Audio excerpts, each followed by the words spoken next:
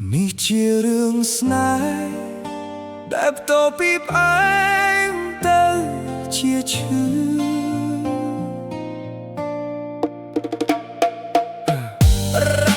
បាំងដាំងដាំងដាំងដាំង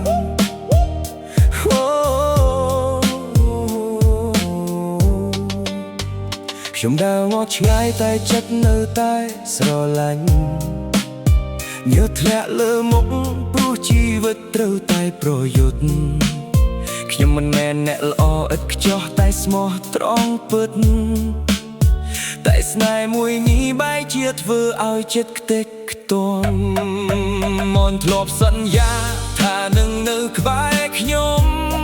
តែពេលវេលាផ្លាស់ប្ដូរអូនក៏ចាកចេញបាត់ខ្ញុំឈរមើលអូនទៅទាំងទឹកភ្នែកហូរស្នេហ៍ដែលខ្ញុំផ្ទាល់ទទួលបានតែការឈឺចាប់ញើសសង្សារញើសសង្សារអ្នកស្លីទឹកភ្នែកនៅលើផ្លូវជីវិតញើសសង្សារញើសសង្សារហំសានស្នេហ៍ឡើងតែបែកបាក់ក្នុងមួយផ្លែ